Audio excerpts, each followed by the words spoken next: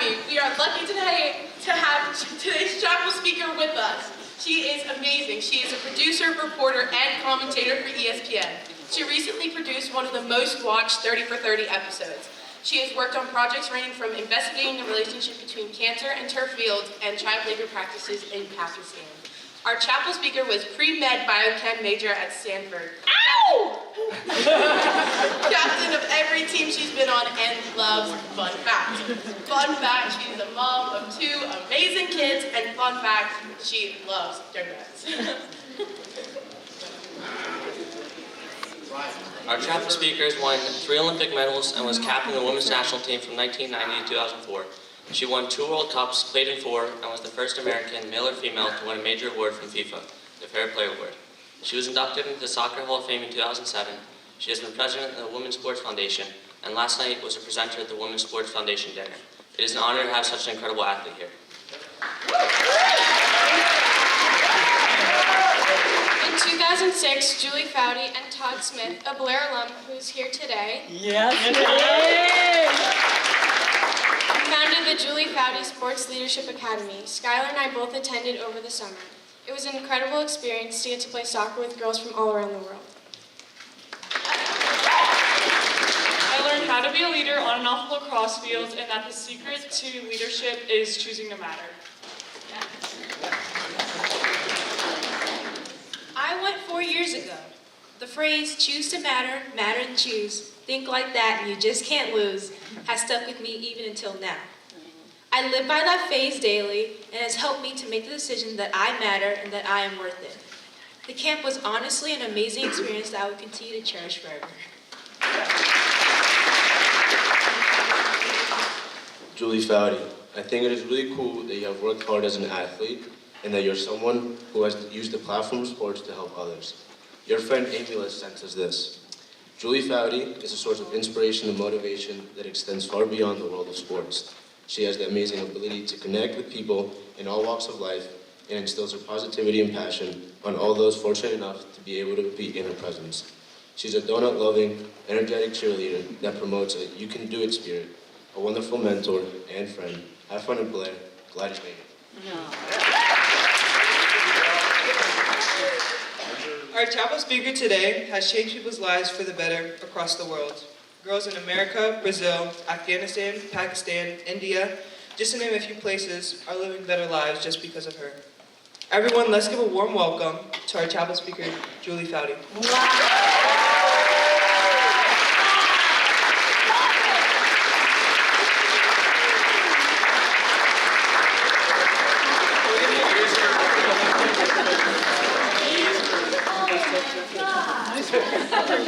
Can I bring you guys with me everywhere, please? Would that be okay? Oh, I never get intros like that. Amy Liz writing in. Actually, you can leave that right here because I'm going to use it for my notes. Yeah, and I need to get my notes right here. Wow, usually it's like a really formal bio. I'm going to start doing that at every speech I give. Please. How we doing, party people?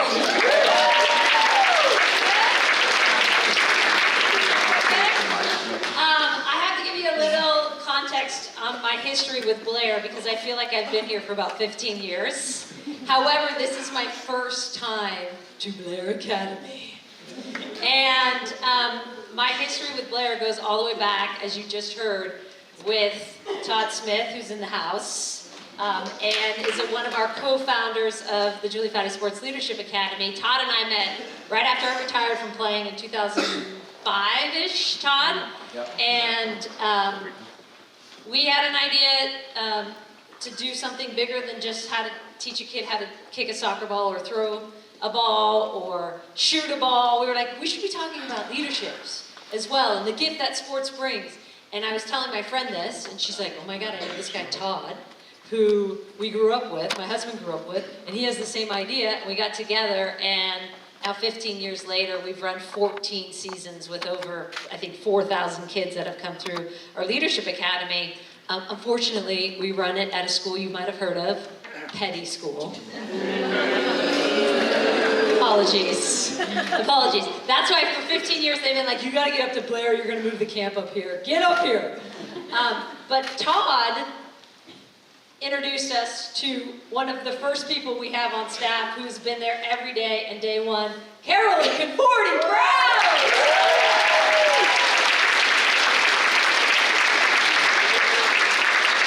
And not only Carolyn, Winnie, I don't know if you guys know Winnie Akers.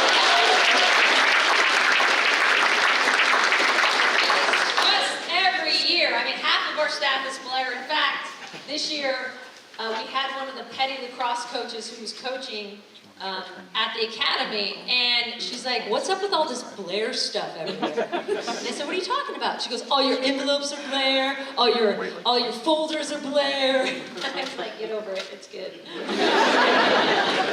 It's like we got a lot of Blair heritage in this academy. So, and honestly, we couldn't do what we do without Carolyn, who I know you guys know well. But she has been a godsend to us, so thank you, Carolyn, for all right, so I know we're going to open it up for questions later, and I like that because I like to have more of a dialogue, but I did want to share with you before we open it up for questions. And while I'm talking, think of questions, because I want really good, juicy ones.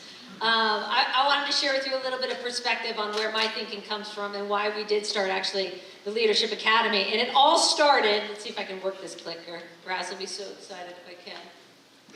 Ready? Raz? Oh, Raz, I'm so sorry. There you go. Oh, yes!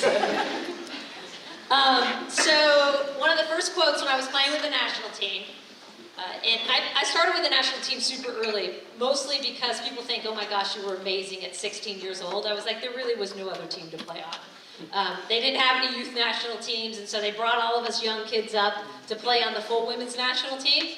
And I started at 16 on the national team. Another player you might have heard of, she was pretty good, Mia Hamm. She was 15 years old. So we were like two little teenagers who get on this national team. And it wasn't until actually a little bit later, about in college, where a woman who worked with our national team, who I always talk a lot about and has been very involved in our leadership academies as well, Dr. Colleen Hacker, she put this quote up. And it was like this epiphany for me. I swear, this was my face, I think, when I saw it. Because, and I'll go back to that quote, success isn't a matter of chance, but a matter of choice. Because all along, I hadn't been thinking about choice. I hadn't been thinking of the power of choice, and that I controlled my destiny, and I controlled whether I'm successful or not. And it wasn't just chance, that I actually had a say in that. And that was a moment that really changed my life. And it's so simple, really. But suddenly I realized I control my destiny. Right? And then I got on the national team, and I'm surrounded by all these amazing women, and what I discovered pretty quickly is that if you swap out the word success with leadership, suddenly it becomes very clear as well. Leadership isn't a matter of chance, but a matter of choice. And this was important to me because I had grown up in my era. Everything I read was talking about leadership in a positional sense. Meaning, I had to be the 4-star general to be a leader. This is what I read about in history books. And usually it was a white man on a horse with a tall hat and a sword. Didn't have any of those things, right? It was a president. It was a politician.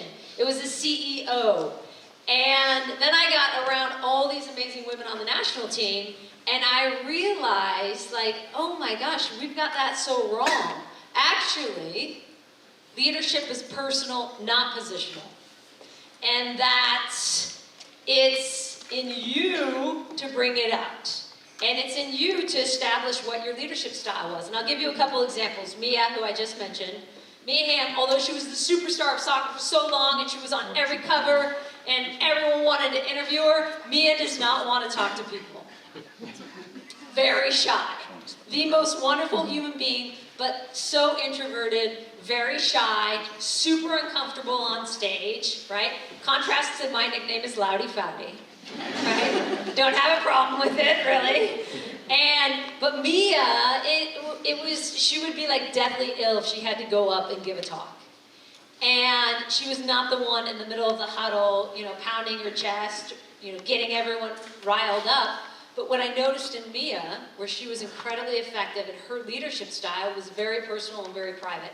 She would literally put her arm around, young player Abby Wambach, who became the greatest goal scorer to ever play the game. And they'd be walking off the field and she'd be mentoring her. She'd be talking with her one-on-one at halftime. She'd grab a player at halftime or in the locker room before the game. And so her style, very different from mine, was super effective in its own way, right? We had another player on the team named Joy Fawcett, one of the greatest defenders ever to play the game. And actually had 3 kids while she was playing. She'd literally pop out a kid and 2 weeks later be back and playing. I think, what are you doing here? And Joy, literally for the first 10 years on the team, we played 2 decades together on the team. Joy did not talk. She didn't say a word. I thought something was wrong with her. I was like, what is wrong with Joy? They're like, she's just kind of quiet. She'd sit on the bus, she'd read her book, right? But what we learned about Joy is when Joy spoke, she just had gems of wisdom. So to the point where when Joy started speaking, we would be like, shut up, Joy is speaking. Everyone listen to Joy. And again, talk about a different style than what I'm used to. I'm used to the guy on the top of the mountain shouting down, and now I'm seeing all these different styles of people talking in different ways and leading in different ways. And Joy commanded that back line. We discovered she was the best problem solver. She'd be in the back sorting and solving, and it was a few words, and it was really quick.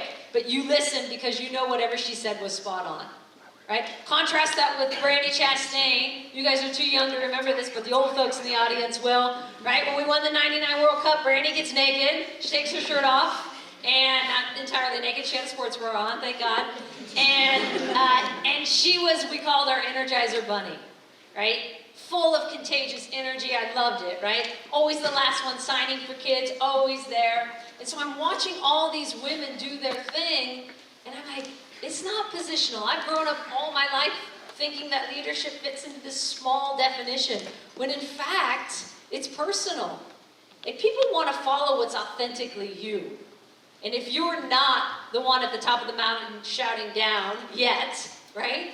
You don't have to be that person to be effective in life. And that was a really cool thing for me to learn. And as I said, one of the most important things to learn. And the problem is though, right? That first quote I put up there, leadership isn't a matter of chance, it's a matter of choice. The hard part is raising your hand and choosing it. And that's the part, and I get it, because people gravitate to what's safe. We want to stay in our lane sometimes, and it's comfortable. It's a little bit boring, I would argue, right? But it's safe, and it's what we're familiar with. So to see, for example, you students who, I don't know how much public speaking background you guys have, that just came and introduced me, I'm guessing probably not a ton, but to rock it and own it on stage like you did, it was amazing. That had to be uncomfortable, right? Give them a round of applause.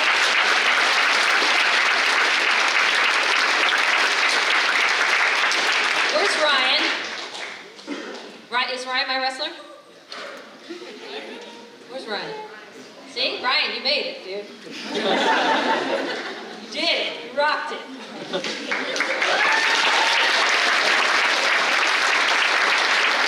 Seems like I've never done this before. I don't know. But it's hard, I get it. So one of my favorite women in life, Eleanor Roosevelt, has this great quote, do one thing every day that scares you. How many in this room, raise your hand if you've done one thing today that scares you? Okay, a few. How many? Come on, put them high if you have. All right, I'm gonna help you check that off your list today. Carolyn, Conforti Brows, come on out here, please.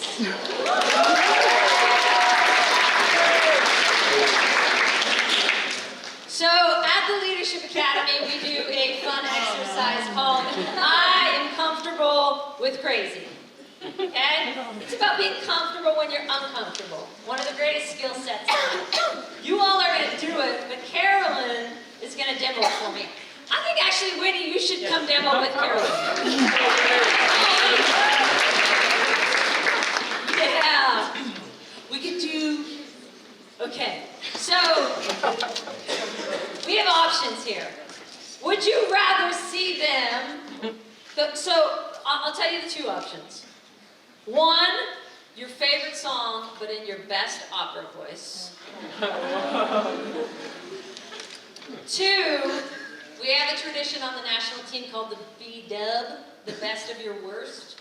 It's the best of your worst dancing. What do you guys think? Singing or dancing? Singing! Yes! Yes! Okay, so it's going to be a competition because I like to keep things competitive. I'm pretty competitive still. You guys are going to be the judge who the winner is. It's got to be in like the best opera voice you have. Carolyn, do you have it? Do you have your song, Carolyn? What's your song? It's Jen Adams, the lacrosse star's favorite. I will always love you.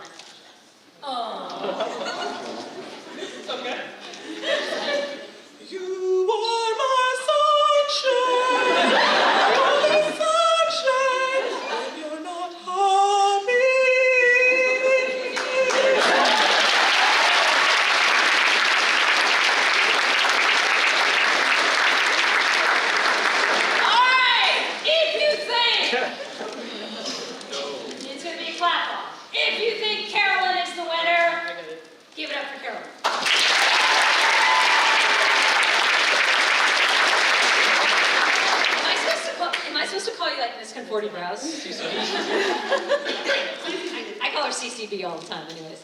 If you think Winnie is the winner, give it up for Winnie!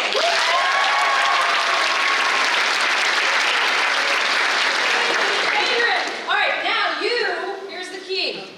You gotta go find someone in this room you don't know. Because that's what makes it uncomfortable. You can't go next to your friend. You guys are gonna do this now. You thought that one was going down? Listen up. You're gonna go find someone you don't know. You're gonna walk up to them. You're gonna look them in the eye. You're gonna be like, "Hi, I am Julie. What's your name?" Carolyn. Great to meet you. My song is. And then you guys go at it. You go at the same time if you want. You can go separate. Are you ready?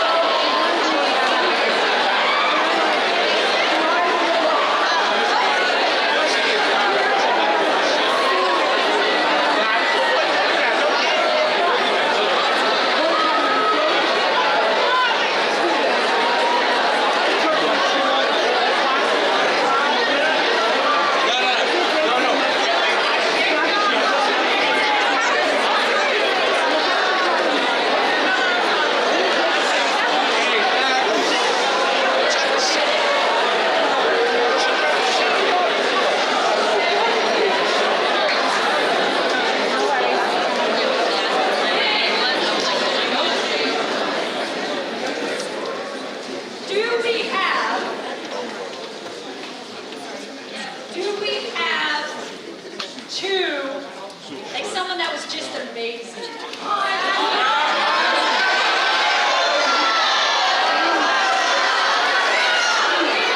What'd you say? Who are you guys pointing at? Bring your partner. Bring your partner. Sophie, come up.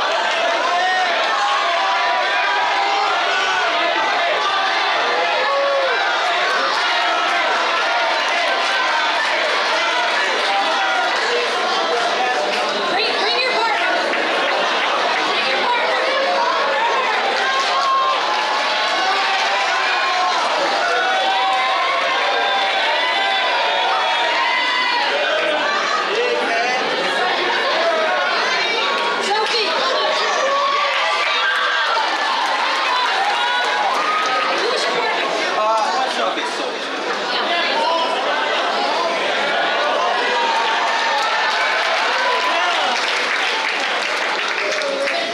Sophie's coming up too.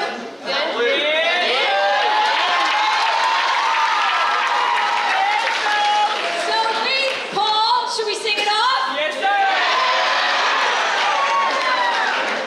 Okay, my song is Gucci Gang.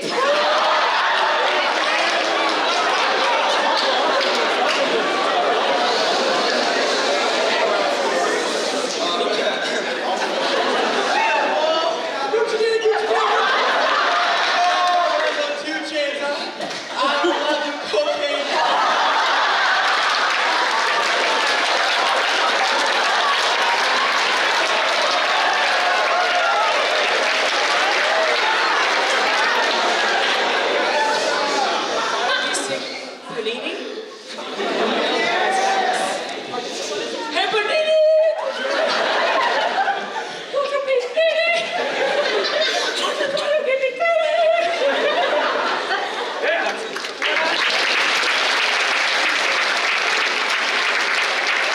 Give them both a huge round of applause.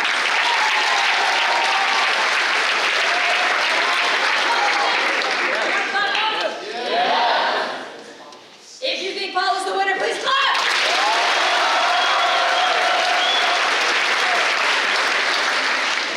If you think Sophie is the winner,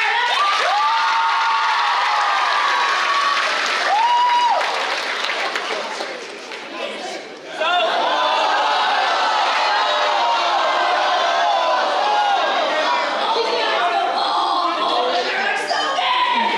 So, give him all the time. Give him a round of applause.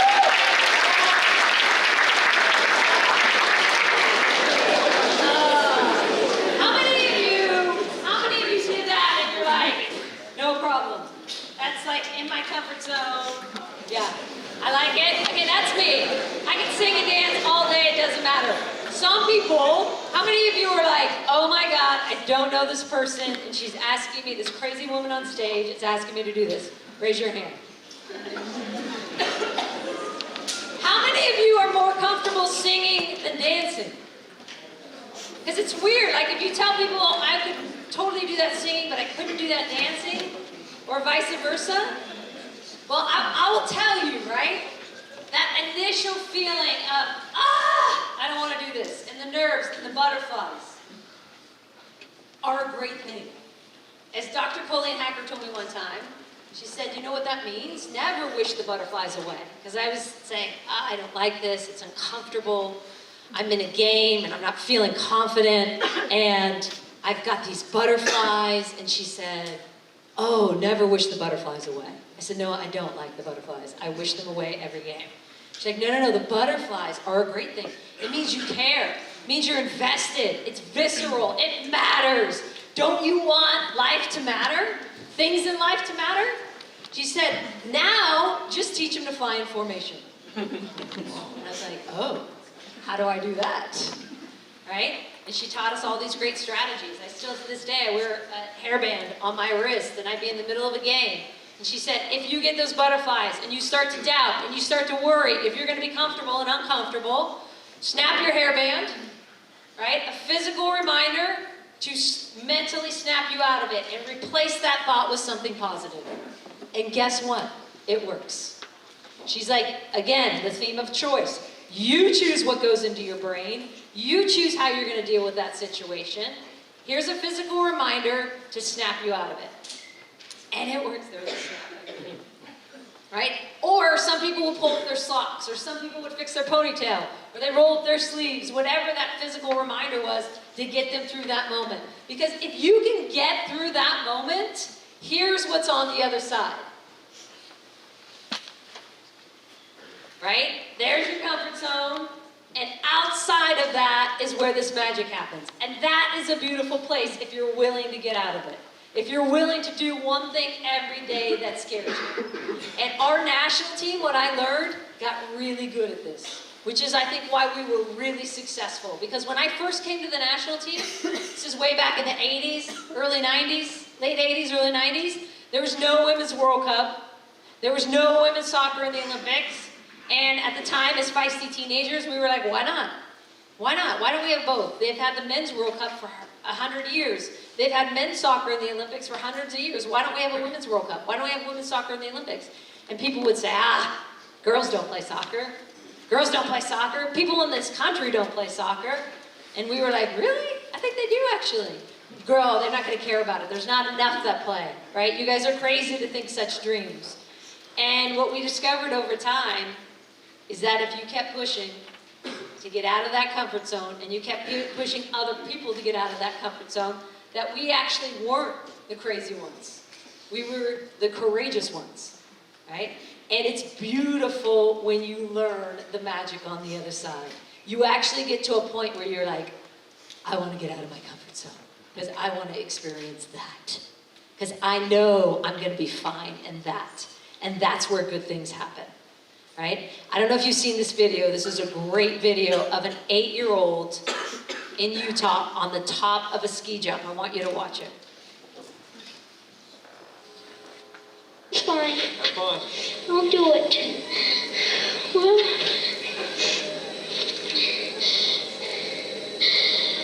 here goes something, I guess.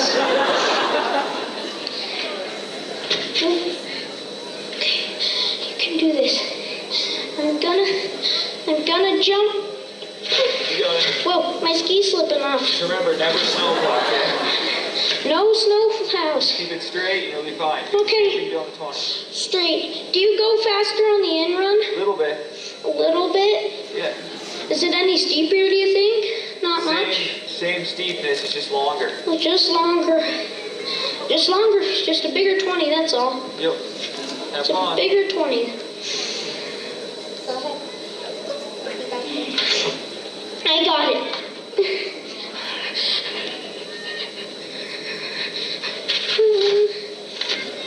It's fine. You'll be fine. Okay. Here. How long did you wait to be more scared?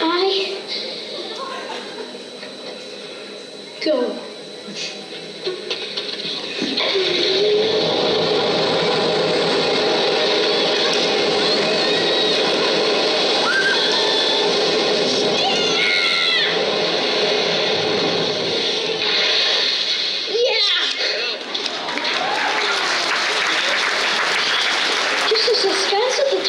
First time freaks you out. That's the only thing, it's so fun! Huh? 60 seems like nothing now.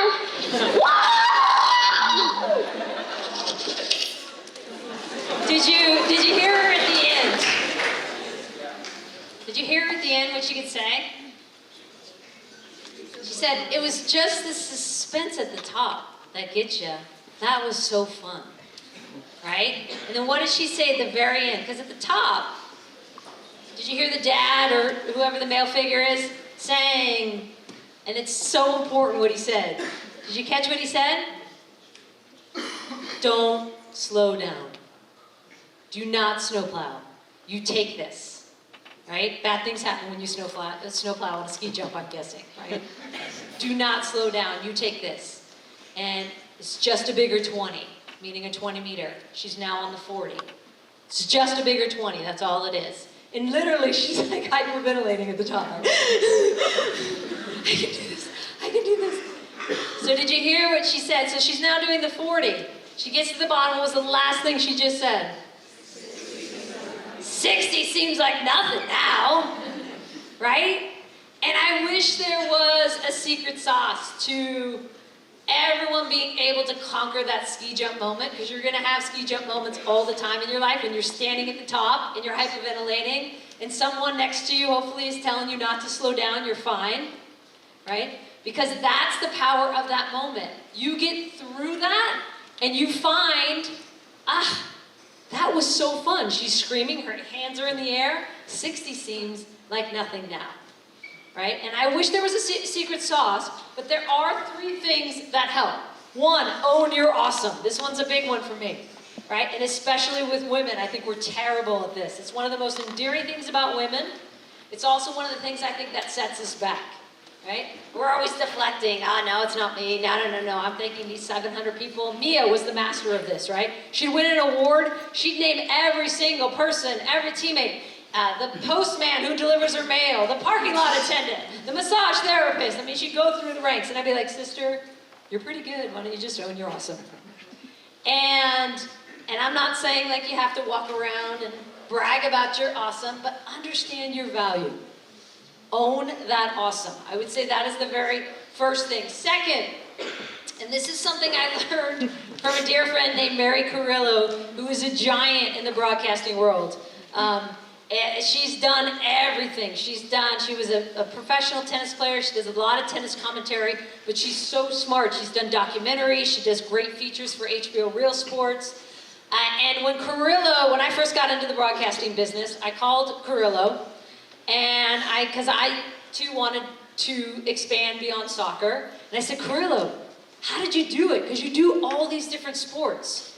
And she does the Olympics, and she hosts, and she does everything. I said, Carrillo, what did you do? She goes, well, when the NBC team called me to host ice skating at the Olympics, and Carrillo has this like legendary deep laugh. She goes, this idiot said yes. And she goes, then they called me, do you want to host the late night show? And she laughs, and she goes, this idiot said yes. She goes, I know nothing about figure skating. I know nothing about hosting. But yeah, I'm gonna do it. What's the worst that can happen? I figure I could learn it as I go. And so her message to me was, be the idiot who says yes. Raise your hand, right? Get out of that comfort zone, because you'll figure it out as you get there. And again, sometimes what we do in life, we want to check every box. We want to make sure we're perfect. I'm not ready yet. I didn't study enough yet. I'm not sure I'm ready. I can't do that. And while we're doing that, what happens to that opportunity? It's gone. It's gone. Right? Be the idiot who says yes. And third, remember this. This is a great one, right? Everyone thinks that success is this great, clean, straight line. Success is messy, right? It is so messy. It's going to be up. It's going to be down. You're going to have these moments. And I feel like if people know that going in, instead of this misconception of how clean and nice and perfect it is, then it becomes a lot easier to do with the messy moments.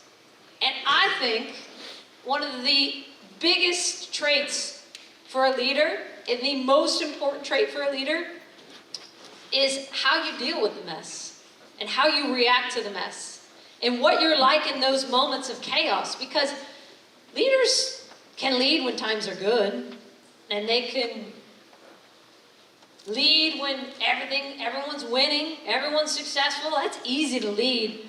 But when the hits the fan, keeping it clean, you're young, right? What do? How do you react? Are you calm in the chaos? And that's hard, right? It's hard to stay calm in the chaos, but I think the best leaders do that. And again, you get to decide that. How you react in those moments. We had a funny saying on the US team that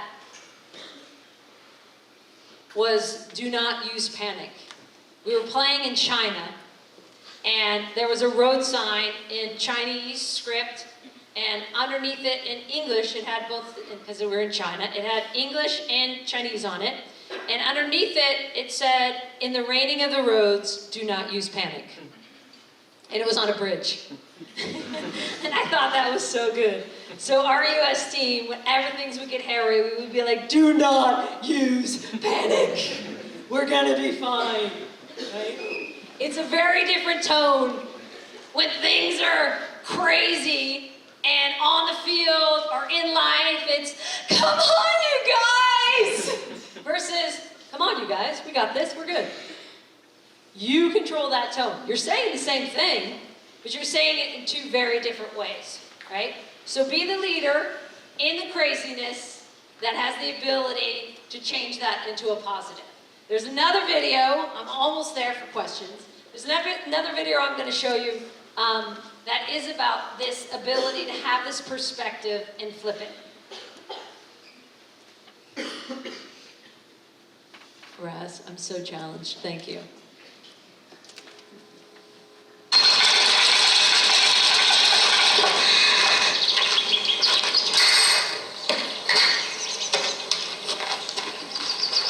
I'm the greatest hitter in the world!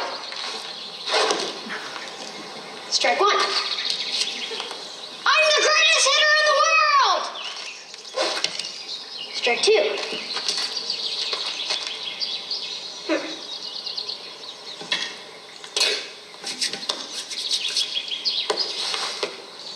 I'm the greatest hitter in the world!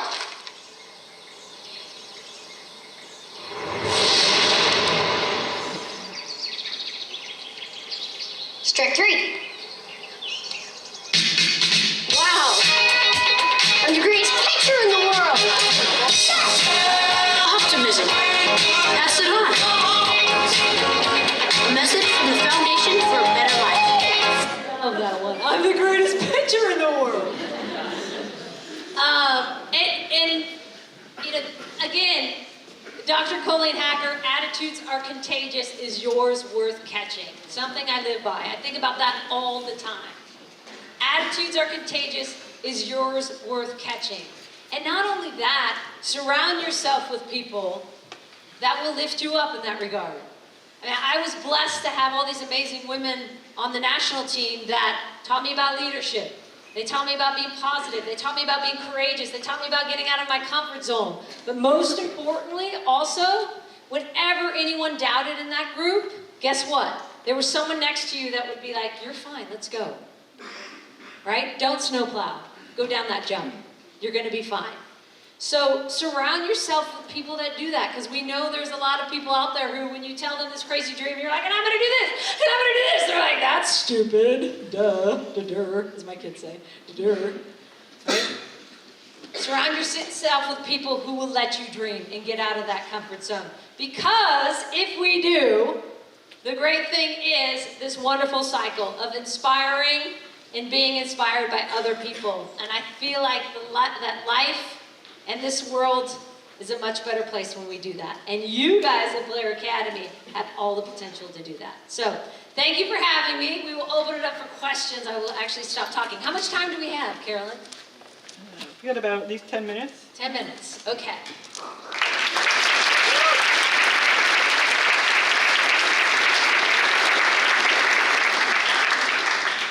All right, bring them. Come on, hit me. One over here. Oh, you got one here. Oh, we're going down here. Yes.